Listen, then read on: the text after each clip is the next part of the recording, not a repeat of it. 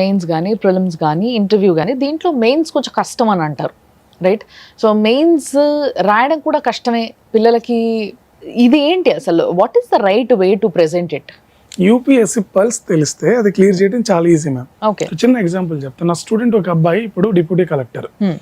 అయితే ఆ అబ్బాయి ఒకసారి నా ఇన్స్టిట్యూట్ గెస్ట్ గా పిలిచినప్పుడు స్టూడెంట్స్ ఏవేమో క్వశ్చన్స్ అడుగుతున్నారు, కానీ ఆ ర్యాంకర్ మాత్రం వాళ్ళు అడిగిందనే కాకుండా వేరేది ఆన్సర్ చెప్తున్నాడు. కింద స్టూడెంట్స్ ఏమన్నారంటే ఈ ర్యాంకర్ కి ఏమి రాదు, అసలు ఈ నెల ర్యాంకర్ అయ్యాడు అని చెప్పి కామెంట్లు పాస్ చేస్తున్నారు బ్యాక్ నుండి. బట్ అతని గురించి నాకు ఒక ఐడియా ఉంది. తర్వాత అతను వెళ్ళిపోయిన తర్వాత చెప్పాను నేను, మీరు అడిగిన క్వశ్చన్స్ అన్ని కూడా వ్యాలిడ్ కాదు, అది నోవేర్ రిలేటెడ్ టు ఎగ్జామ్, అందుకని మీరు అడిగిన దేనికైనా ఆన్సర్ చెప్పలేదు, ఏది ఎగ్జామ్ కి ఇంపార్టెంట్ దానికి మాత్రమే రియాక్ట్ అయ్యాడు. దట్ ఈస్ వేర్ టాపర్ ఒక నార్మల్ స్టూడెంట్ డిఫరెన్స్ వస్తుంది. మీరేమంటారంటే వచ్చిన ప్రతిదీ చదవాలి, ప్రతిదీ అడగాలనుకుంటారు, బట్ టాపర్ సిలబస్ చూసి ఎగ్జామ్ కి ఏది కావాలి, ఏం చదవాలి అది మాత్రమే పట్టుకుంటాడు. ఇది తెలిస్తే ఈ ఎగ్జామ్ చాలా తొందరగా క్లియర్ చేయొచ్చు.